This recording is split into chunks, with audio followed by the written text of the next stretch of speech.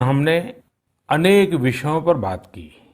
स्वाभाविक है कि जो वैश्विक महामारी आई, मानव जाति पर जो संकट आया, उस पर हमारी बातचीत कुछ ज्यादा ही रही। लेकिन इन दिनों मैं देख रहा हूं, लगातार लोगों में एक विषय पर चर्चा हो रही है कि आखिर ये साल कब बीतेगा। कोई किसी को फोन भी कर रहा है तो बातचीत इसी विषय से शुरू हो रही है। ये साल जल्दी क्यों नहीं बीत रहा। देश आगे बढ़ता ही रहा। भारत ने हमेशा संकटों को सफलता की सीढ़ियों में परिवर्तित किया है। इसी भावना के साथ हमें आज भी इन सारे संकटों के बीच आगे बढ़ते ही रहना है। इस देश की महान परंपरा पर है। मेरे प्यारे देशवासियों, संकट चाहे जितना भी बड़ा हो, भारत के संस्कार निस्वार्थ भाव से सेवा की प्रेरणा देते हैं। भारत ने जिस तरह मुश्किल समय में दुनिया की मदद की, उसने आज शांति और विकास में भारत की भूमिका को और मजबूत किया है। दुनिया ने इस दौरान भारत की विश्व बंधुत्व की भावना को भी महसूस किया है और इसके साथ ही दुनिया ने अपनी संप्रभुता और सीमाओं की रक्षा करने के लिए भारत की ताकत और भारत के कमिटमेंट को भी देखा है। लद्दाख में भारत की भूमि पर आंख उठाकर देखने वालों को करारा जवाब मिला है। भारत मित्रता निभाना जानता है तो आंख में आंख डालकर देखना और उचित जवाब देना भी जानता है। हमारे वीर सैनिकों ने यही हौसला हर शहीद के परिवार का है। वास्तव में इन परिजनों का त्याग पूजनीय है। भारत माता की रक्षा के जिस संकल्प से हमारे जवानों ने बलिदान दिया है, उसी संकल्प को हमें भी जीवन का ध्येय बनाना है, हर देशवासी को बनाना है। हमारा हर प्रयास इसी दिशा में होना चाहिए, जिससे सीमाओं की रक्षा के लिए देश की ताकत बढ़े, देश और अधिक सक्षम बने, देश आत्मनिर्भर बने। यही हमारे शहीदों को सच्ची श्रद्धांजलि भी होगी। मुझे असम से रजनी जी ने लिखा है कि उन्होंने पूर्वी लद्दाख में जो कुछ हुआ वो देखने के बाद एक प्रण लिया है। प्रण ये कि वो लोकल ही खरीदेंगे, इतना ही नहीं, लोकल के लिए वोकल भी होगी। ऐसे संदेश मुझे देश के हर कोने से आ रहे हैं। बहुत से लोग मुझे पत्र लिखकर बता रहे हैं कि वो इस और बढ़ चले हैं। इसी तरह तमिलनाडु के मदुरई से मोहन रामामूर्ति जी ने लिखा है कि वो भारत को डिफेंस के क्षेत्र में आत्मनिर्भर बनते हुए देखना चाहते हैं। साथियों, आजादी के पहले हमारा देश डिफेंस सेक्टर में दुनिया के कई देशों से आगे था। हमारे यहाँ अनेकों ऑर्डिनेंस फैक्ट्रियां होती थी। उस समय कई देश जो हमसे बहुत पीछे थे, वो आज हमसे आगे हैं। आजादी के बाद डिफेंस सेक्टर में हमें जो प्रयास करने चाहिए थे, हमें अपने पुराने अनुभवों का जो लाभ उठाना चाहिए था, हम उसका लाभ नहीं उठा पाए। लेकिन आज डिफेंस सेक्टर में, टेक्नोलॉजी के क्षेत्र में भारत आगे बढ़ने का निरंतर प्रयास कर रहा है। भारत आत्मनिर्भरता की तरफ कदम बढ़ा रहा है। साथियों, कोई भी मिशन पीपल्स पार्टिसिपेशन, जन भागीदारी के बिना पूरा नहीं हो सकता, सफल नहीं हो सकता। इसलिए आत्मनिर्भर भारत की दिशा में एक नागरिक के तौर पर हम सबका संकल्प, समर्पण और सहयोग बहुत जरूरी है, अनिवार्य है। आप लोकल खरीदेंगे, लोकल के लिए वोकल होंगे, तो समझिए आप देश को मजबूत करने में अपनी भूमिका निभा रहे हैं। ये भी एक तरह से देश की सेवा ही है। आप किसी भी प्रोफेशन में हो, हर एक जगह देश सेवा का बहुत स्कोप होता ही है। देश की आवश्यकता को समझते हुए जो भी कार्य करते हैं वो देश की सेवा ही होती है। आपकी यही सेवा देश को कहीं न कहीं मजबूत भी करती है। और हमें ये भी याद रखना है, हमारा देश जितना मजबूत होगा, दुनिया में शांति की संभावनाएं भी उतनी ही मजबूत होगी। हमारे यहाँ कहा जाता है, विद्या विवादाय धनम मदाय, विद्या विवादाय धनम मदाय, शक्ति ही परेशान परिपीडनाय, खलस्य साधो विपरीतम एतत् ज्ञानाय दानाय च रक्षणाय। अर्थात अगर स्वभाव से दुष्ट है तो विद्या का प्रयोग व्यक्ति विवाद में, धन का प्रयोग घमंड में और ताकत का प्रयोग दूसरों को तकलीफ देने में करता है। लेकिन सज्जन की विद्या ज्ञान के लिए, धन मदद के लिए और ताकत रक्षा करने के लिए इस्तेमाल होती है। भारत ने अपनी ताकत हमेशा इसी भावना के साथ इस्तेमाल की है। भारत का संकल्प है भारत के स्वाभिमान और संप्रभुता की रक्षा। भारत का लक्ष्य है आत्मनिर्भर भारत। भारत की परंपरा है भरोसा, मित्रता। भारत का भाव है बंधुता। हम इन्हीं आदर्शों के साथ आगे बढ़ते रहेंगे। मेरे प्यारे देशवासियों, कोरोना के संकट काल में देश लॉकडाउन से बाहर निकल आया है। अब हम अनलॉक के दौर में हैं। अनलॉक के इस समय में दो बातों पर बहुत फोकस करना है, कोरोना को हराना और अर्थव्यवस्था को मजबूत बनाना, उसे ताकत देना। साथियों, लॉकडाउन से ज्यादा सतर्कता हमें अनलॉक के दौरान बरतनी है। आपकी सतर्कता ही आपको कोरोना से बचाएगी।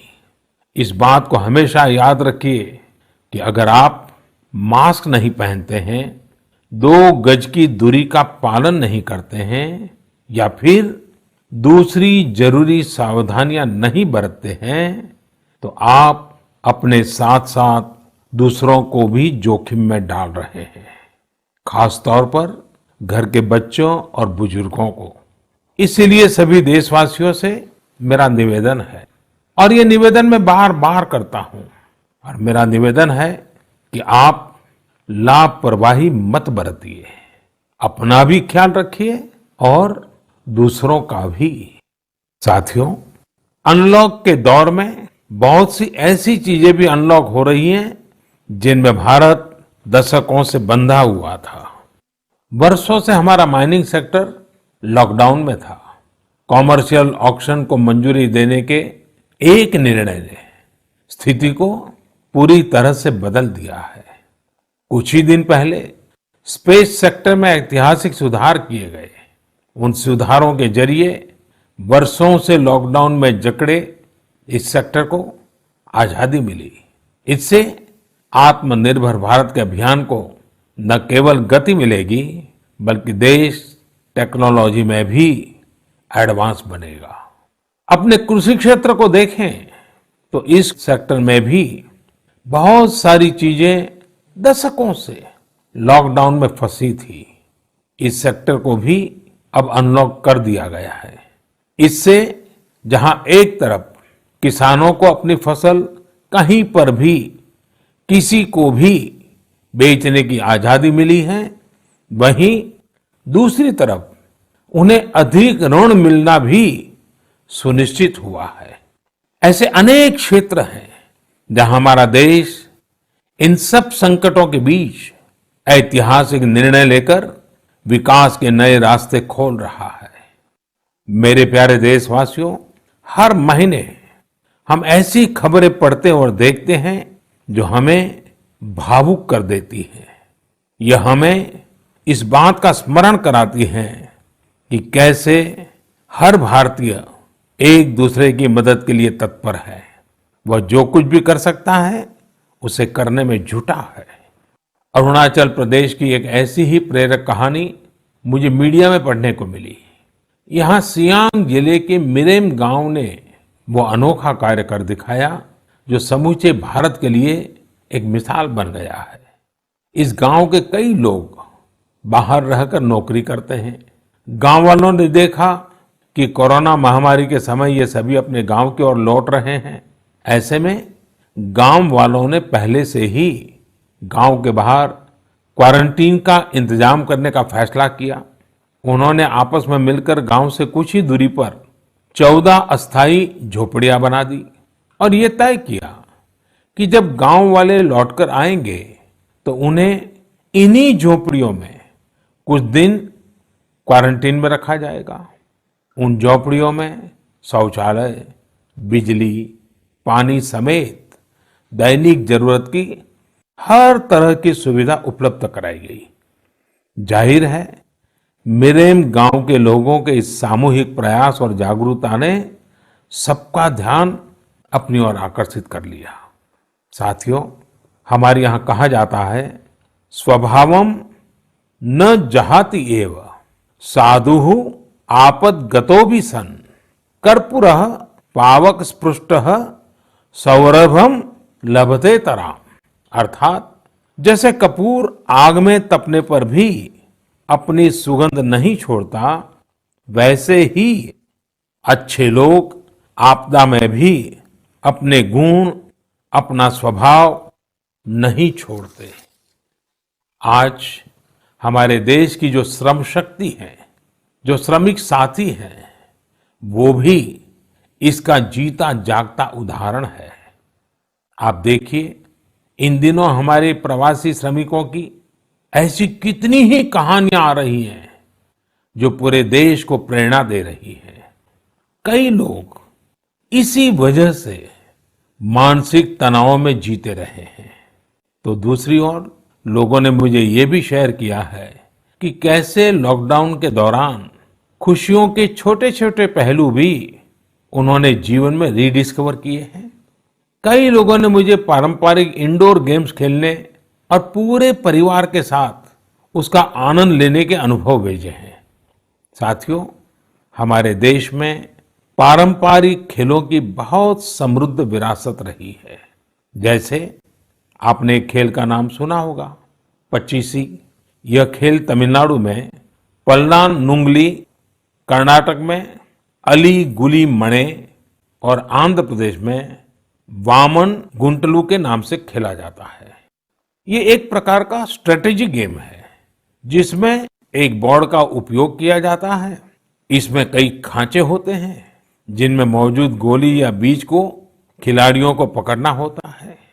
कहा जाता है कि यह गेम दक्षिण भारत से दक्षिण पूर्व एशिया और फिर दुनिया में फैला है। साथियों, आज हर बच्चा सांप सीढ़ी के खेल के बारे में जानता है, लेकिन क्या आपको पता है कि यह भी एक भारतीय पारंपरिक गेम का ही रूप है जिसे मोक्ष पाटम या परम पदम कहा जाता है। हमारे यहाँ का एक और पारंपरिक गेम रहा है गुट्टा। बड़े भी गुट्टे खेलते हैं और बच्चे भी। बस एक ही साइज के 5 छोटे पत्थर उठाएं और आप गुट्टे खेलने के लिए तैयार। एक पत्थर हवा में उछालिए और जब तक वो पत्थर हवा में हो आपको जमीन पर रखे बाकी पत्थर उठाने होते हैं। आम तौर पर हमारे यहाँ इंडोर खेलों में कोई बड़े साधनों की जरूरत नहीं होती है। कोई एक चौक या पत्थर ले आता है, उसे जमीन पर ही कुछ लकीरें खींच देता है और फिर खेल शुरू हो जाता है। जिन खेलों में डाइस की जरूरत पड़ती है, कौड़ियों से या इमली के बीज से भी काम चल जाता है। साथियों, मुझे मालूम है आज जब मैं ये बात कर रहा हूं, कितने ही लोग अपने बचपन में लौट गए होंगे। कितनों को ही अपने बचपन के दिन याद आ गए होंगे। मैं यही कहूंगा कि उन दिनों को आप भूले क्यों है? उन खेलों को आप भूले क्यों है?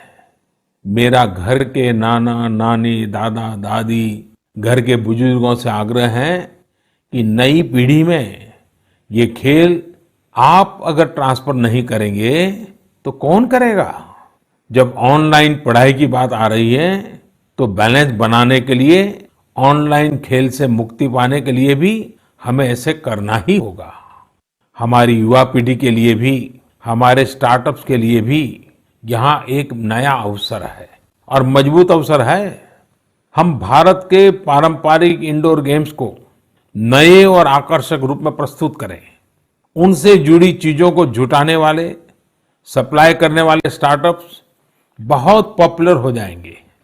और हमें ये भी याद रखना है, हमारे भारतीय खेल भी तो लोकल है और हम लोकल के लिए वोकल होने का प्रण पहले ही ले चुके हैं। और मेरे बाल सखा मित्रों, हर घर के बच्चों से, मेरे नन्हे साथियों से भी आज मैं एक विशेष आग्रह करता हूं। बच्चे, आप मेरा आग्रह मानेंगे ना? देखिए, मेरा आग्रह है कि मैं जो कहता हूं आप जरूर करिए। एक काम करिए, जब थोड़ा समय मिले तो माता पिता से पूछकर मोबाइल उठाइए और अपने दादा दादी, नाना नानी या घर में जो भी बुजुर्ग हैं उनका इंटरव्यू रिकॉर्ड कीजिए। अपने मोबाइल फोन में रिकॉर्ड करिए। जैसे आपने टीवी पर देखा होगा ना, कैसे पत्रकार इंटरव्यू करते हैं, बस वैसा ही इंटरव्यू आप कीजिए। और आप उनसे सवाल क्या करेंगे, मैं आपको सुझाव देता हूं। आप उनसे जरूर पूछिए कि वो बचपन में उनका रहन सहन कैसा था, वो कौन से खेल खेलते थे, कभी नाटक देखने जाते थे, सिनेमा देखने जाते थे, कभी छुट्टियों में मामा के घर जाते थे, कभी खेत खलिहान में जाते थे, त्योहार कैसे मनाते थे। बहुत सी बातें आप उनको पूछ सकते हैं। उनको भी 40-50 साल, 60 साल पुरानी अपनी जिंदगी में जाना बहुत आनंद देगा। और आपके लिए 40-50 साल पहले का हिंदुस्तान कैसा था, आप जहां रहते हैं वो इलाका कैसा था, वहां परिसर कैसा था, लोगों के तौर तरीके क्या थे, सब चीजें बहुत आसानी से आपको सीखने को मिलेगी, जानने को मिलेगी। और आप देखिए, आपको बहुत मजा आएगा। और परिवार के लिए एक बहुत ही अमूल्य खजाना, एक अच्छा वीडियो एल्बम भी बन जाएगा। साथियों, ये सत्य है कि आत्मकथा या जीवनी, ऑटोबायोग्राफी या बायोग्राफी, इतिहास की सच्चाई के निकट जाने के लिए बहुत ही उपयोगी माध्यम होती है। आप भी अपने बड़े बुजुर्गों से बातें करेंगे तो उनके समय की बातों को, उनके बचपन, उनके युवा काल की बातों को और आसानी से समझ पाएंगे। ये बेहतरीन मौका है कि बुजुर्ग भी अपने बचपन के बारे में, उस दौर के बारे में अपने घर के बच्चों को बताएं। साथियों, देश के एक बड़े हिस्से में अब मॉनसून पहुंच चुका है। इस बार बारिश को लेकर मौसम विज्ञानी भी बहुत उत्साहित हैं, बहुत उम्मीद जता रहा है। बारिश अच्छी होगी तो हमारे किसानों की फसलें अच्छी होगी, वातावरण भी हरा भरा होगा। बारिश के मौसम में प्रकृति भी जैसे खुद को रिजुवेनेट कर लेती है। मानव प्राकृतिक संसाधनों का जितना दोहन करता है, प्रकृति एक तरह से बारिश के समय उनकी भरपाई करती है, रिफिलिंग करती है। लेकिन ये रिफिलिंग तभी हो सकती है जब हम भी इसमें अपनी धरती माँ का साथ दें, अपना दायित्व निभाएं। हमारे द्वारा किया गया थोड़ा सा प्रयास प्रकृति को, पर्यावरण को बहुत मदद करता है। हमारे कई देशवासी तो इसमें बहुत बड़ा काम कर रहे हैं। कर्नाटक के मंडावली में एक 80-85 साल के बुजुर्ग हैं कामेगौड़ा जी। कामेगौड़ा जी एक साधारण किसान है, लेकिन उनका व्यक्तित्व बहुत असाधारण है। उन्होंने एक ऐसा काम किया है कि कोई भी आश्चर्य में पड़ जाएगा। 80-85 साल के कामेगौड़ा जी अपने जानवरों को चराते हैं, लेकिन साथ साथ उन्होंने अपने क्षेत्र में नए तालाब बनाने का भी बीड़ा उठाया हुआ है। वे अपने इलाके में पानी की समस्याओं को दूर करना चाहते हैं, इसलिए जल संरक्षण के काम में छोटे छोटे तालाब बनाने के काम में जुटे हैं। आप हैरान होंगे कि 80-85 वर्ष के कामेगौड़ा जी अब तक 16 तालाब खोद चुके हैं अपनी मेहनत से, अपने परिश्रम से।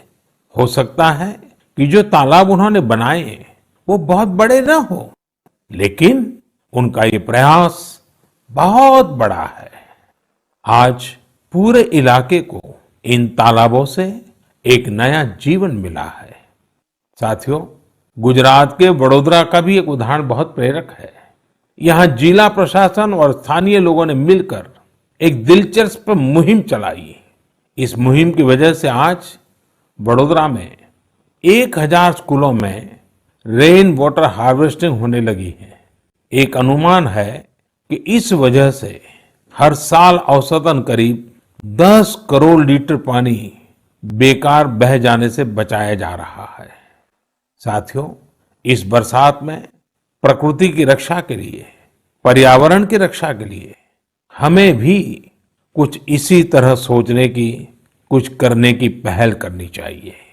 जैसे कई स्थानों पर गणेश चतुर्थी को लेकर तैयारियां शुरू होने जा रही होगी। क्या इस बार हम प्रयास कर सकते हैं कि इको फ्रेंडली गणेश जी की प्रतिमाएं बनाएंगे और उन्हीं का पूजन करेंगे? क्या हम ऐसी प्रतिमाओं के पूजन से बच सकते हैं जो नदी तालाबों में विसर्जित किए जाने के बाद जल के लिए, जल में रहने वाले जीव जंतुओं के लिए संकट बन जाती है? मुझे विश्वास है आप ऐसा जरूर करेंगे। और इन सब बातों के बीच हमें ये भी ध्यान रखना है कि मानसून के सीजन में कई बीमारियां भी आती हैं। कोरोना काल में हमें इनसे भी बचकर रहना है। आयुर्वेदिक औषधियां, काढ़ा, गर्म पानी, इन सब का इस्तेमाल करते रहिए, स्वस्थ रहिए। मेरे प्यारे देशवासियों, आज 28 जून को भारत अपने एक भूतपूर्व प्रधानमंत्री को श्रद्धांजलि दे रहा है, जिन्होंने एक नाजुक दौर में देश का नेतृत्व किया। हमारे ये पूर्व प्रधानमंत्री श्री पीवी नरसिम्हा राव जी की आज जन्म शताब्दी वर्ष की शुरुआत का दिन है। जब हम पीवी नरसिम्हा राव जी के बारे में बात करते हैं तो स्वाभाविक रूप से राजनेता के रूप में उनकी छवि हमारे सामने उभरती है, लेकिन ये भी सच्चाई है कि वो अनेक भाषाओं को जानते थे, भारतीय एवं विदेशी भाषाएं बोल लेते थे। वे एक और भारतीय मूल्यों में रचे बसे थे, तो दूसरी ओर उन्हें पाश्चात्य साहित्य और विज्ञान का भी ज्ञान था। वे भारत के सबसे अनुभवी नेताओं में से एक थे, लेकिन उनके जीवन का एक और पहलू भी है और वो उल्लेखनीय है, हमें जानना भी चाहिए। साथियों, नरसिम्हा राव जी अपनी किशोरावस्था में ही स्वतंत्रता आंदोलन में शामिल हो गए थे। जब हैदराबाद के निजाम ने वंदे मातरम गाने की अनुमति देने से इनकार कर दिया था, तब उनके खिलाफ आंदोलन में उन्होंने भी सक्रिय रूप से हिस्सा लिया था। उस समय उनकी उम्र सिर्फ 17 साल थी। छोटी उम्र से ही श्रीमान नरसिम्हा राव अन्याय के खिलाफ आवाज उठाने में आगे थे। अपनी आवाज बुलंद करने में कोई कोर कसर बाकी नहीं छोड़ते थे। नरसिम्हा राव जी इतिहास को भी बहुत अच्छी तरह समझते थे। बहुत ही साधारण पृष्ठभूमि से उठकर उनका आगे बढ़ना, शिक्षा पर उनका जोर, सीखने की उनकी प्रवृत्ति और इन सब के साथ उनकी नेतृत्व क्षमता, सब कुछ स्मरणीय है। मेरा आग्रह है कि नरसिम्हा राव जी के जन्म शताब्दी वर्ष में हम सभी लोग उनके जीवन और विचारों के बारे में ज्यादा से ज्यादा जानने का प्रयास करें।